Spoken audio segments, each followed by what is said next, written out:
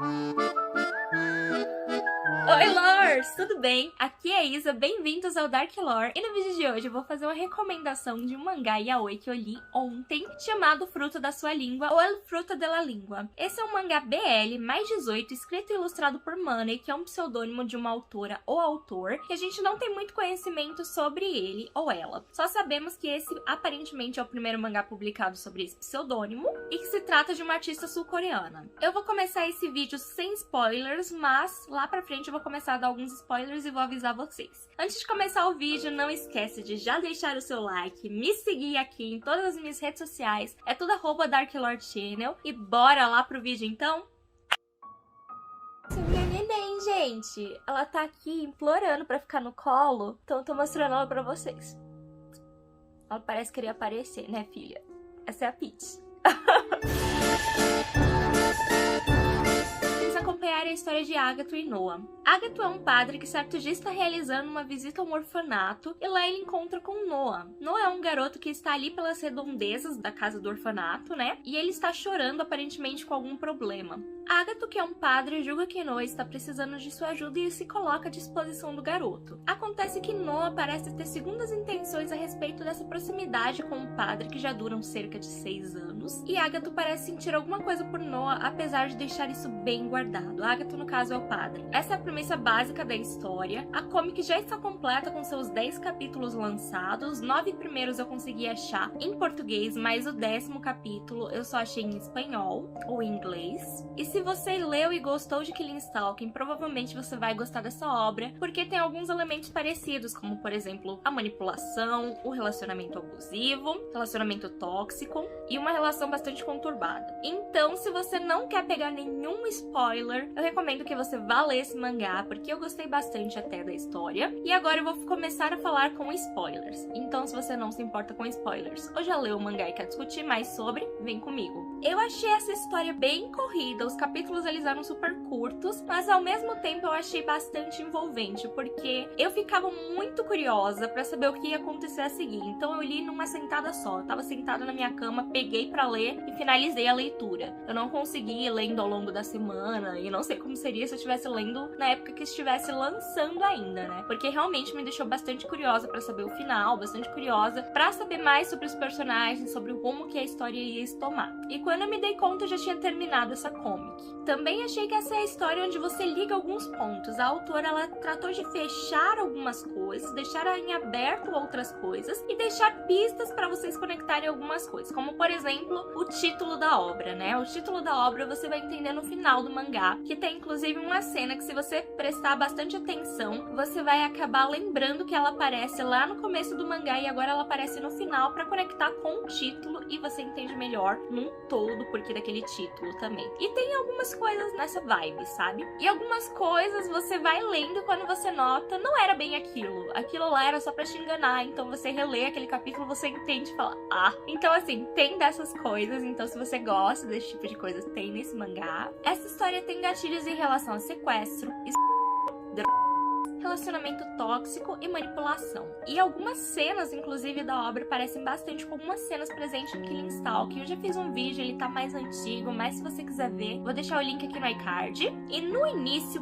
bem no começo dessa comic, eu esperava que essa comic seguisse por 2 caminhos. O primeiro caminho foi o que eu achei que ela ia seguir antes mesmo de começar a ler, e o segundo caminho foi quando eu comecei a ler. O primeiro caminho, então, que eu achei que ela seguiria seria o caminho do fetiche, porque, como você sabe, tem pessoas que têm fetiche com padre, pessoas que têm diversos fetiches, e poderia então seguir como alguns mangás yaois pelo caminho do fetiche, com várias cenas eróticas e com fetiche, e pronto, acabou, sem muito aprofundamento nem nada. O segundo caminho que eu pensei, né, que eu cogitei quando eu estava começando a ler o mangá, foi o caminho aonde seria uma história slow burn. O que é slow burn? É uma história com um relacionamento lento que vai progredindo aos poucos, sabe? Como se fosse uma escala assim que vai subindo até você chegar no ápice, onde realmente os personagens ficam ou não juntos. Pois no início do mangá já estava bem óbvio que o Noah tinha uma queda pelo padre e que o padre Agatha tinha uma queda pelo Noah. apesar de que no caso do Padre Ágato ele se recusava a pensar muito sobre o assunto e guardava pra ele mesmo. Então eu imaginei que a história fosse se desenvolver em torno do sentimento dos dois, do Ágato se permitindo deixar esse amor florescer ou escolhendo seu caminho como padre. Ágato é um homem de muita fé, o que não abalaria sua fé caso ele escolhesse ficar com o Noah, apenas ele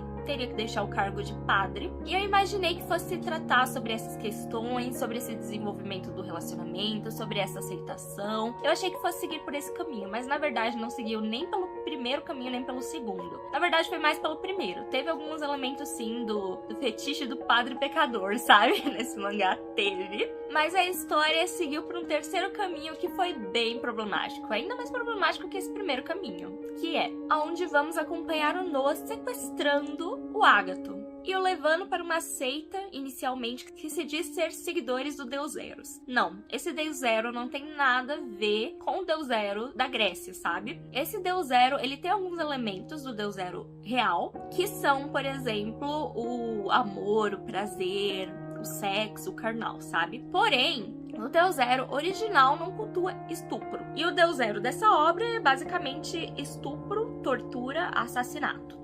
Então, assim, não tem ligação não com o Deus Zero real, sabe? E basicamente essa religião é uma seita criminosa, onde as pessoas sequestram, estupram e matam outras pessoas. Ou seja, isso não é uma religião, isso é uma organização criminosa. E ponto. E nessa organização eles acham que estão realizando sacrifícios em prol do Deus deles e que isso faz se aproximar mais do... Era caminho, alguma coisa, mas basicamente que eles estão se aproximando mais do Deus deles fazendo isso. E agora vamos falar um pouquinho sobre o final da história. Eu acho que a autora desenvolveu um bom final para essa história, uma boa conclusão que fez jus aos personagens que ela criou, ao clima que ela queria passar, deixou várias mensagens subliminares ali, subentendidas, que você vai pensando, muita reflexão que você tem após terminar a história. Então eu particularmente gostei bastante do final, mas eu vi que muitas pessoas não gostaram do final. Então é aquele final, ou você gosta, ou você não gosta. Não é um meio termo assim de, até que foi ok. Ou você vai gostar do final, ou você não vai gostar. Eu vou explicar pra vocês um pouco do porquê que eu gostei desse final. Pra mim, um bom final não é aquele que é perfeito, que fecha todas as portinhas certinho, que te explica tudo de mão beijada. Esse pra mim não é um bom final. Um bom final pra mim pode sim ser esse, como pode ser um final aberto ou um final meio aberto. No caso dessa história foi um final meio aberto, sabe? Não foi totalmente aberto, mas foi meio aberto sim. E pra mim o que conta mais pontos na hora de considerar um final bom ou ruim foi o que ele me passa. O que foi que aquele final me passa? Ele fez jus aos personagens? Ele te faz pensar na história depois de você fechar aquela última página? Você sente que aquele final realmente foi um final? E todas as respostas para essas perguntas para mim foram sim. Então esse para mim é um bom final. Quando você termina de ler a última página, você faz pontos associando a outras partes da história, como por exemplo ao título, como por exemplo ao passado ali que aconteceu em alguns capítulos anteriores, você fica pensando na obra. Hoje é o segundo dia que eu li, então assim, já fazem 2 dias que eu continuo pensando nessa obra. E somando isso, mais uma leitura muito fluida, uma história que traz reflexões, que traz ensinamentos assim sobre como funciona um relacionamento tóxico, pois um relacionamento tóxico na vida real é exatamente como foi no final da história. A pessoa que tá vivendo um relacionamento tóxico muitas vezes não aceita ajuda. Já aconteceu comigo, de tentarmos ajudar uma pessoa que estava num relacionamento tóxico e ela não aceitar a ajuda. Conseguimos resolver a situação e mesmo assim a pessoa ficou brava, achando que a gente tinha estragado o relacionamento dela. Então basicamente, uma pessoa que está vivendo um relacionamento tóxico, na maior parte das vezes não entende que está num relacionamento tóxico, quer se manter naquilo e acha que está tudo certo. Então assim, eu achei o final ainda muito condizente como funciona um relacionamento abusivo, que demora pra cair a ficha da pessoa que ela tá vivendo aquilo e às vezes só cai muito tempo depois dela ter sido deixada pela outra pessoa. Junto a um traço lindo, um relacionamento que foi tão bem construído que a gente não consegue nem mesmo chipar esse casal. A gente consegue sentir empatia pelo Ágato, entender as decisões dele, apesar de não concordarmos. Por estarmos vendo a situação ali de fora e não vivendo, a gente entende a situação dele, entende o porquê dele ter feito aquelas escolhas que ele faz no final da história. Entende também, se você souber um pouco sobre como funciona relacionamentos abusivos, você vai entender o porquê também que ele se deixa ser manipulado e nem percebe que está sendo manipulado, ele acredita fielmente nas palavras do Noah. O passado dele também é um passado que faz muito sentido ele não saber muito bem como agir, como se virar nesse tipo de situação, sabe? Porque até pessoas que têm um passado menos traumático do que o do padre Ágato já caíram em um relacionamento abusivo e não sabiam como sair disso, às vezes nem mesmo entendiam que estavam em um. E desenvolver tudo isso em uma história tão curta, com poucos capítulos e poucas páginas, foi algo assim que eu admiro bastante. No final, a minha nota foi 3,5 para esse mangá e eu recomendo se você gostou de Killing Stalking, principalmente se você gosta de temas como esses que eu acabei citando ao longo do vídeo. Eu acredito que você vai gostar desse mangá, é uma obra bem cômoda, o final incomoda porque a gente queria que fosse diferente, mas não ia condizer com a história, com o momento que está sendo vivido ali, com o sentimento dos personagens, não ia fazer muito sentido, sabe? Então foi isso, eu achei que a leitura valeu muito a pena e eu quis trazer um pouco aqui o mangá pra vocês, e mesmo na parte de spoilers, eu não quis dar tanto spoiler assim, porque é bem curtinho mesmo. E se você já leu esse mangá ou outros semelhantes, deixa aqui embaixo pra gente discutir sobre. Vejo vocês no próximo vídeo, e se você ficou até aqui, não esquece de ter deixado o seu like, se inscrever para mais conteúdos de yaois, mangás e etc. Vejo vocês no próximo vídeo. Tchau!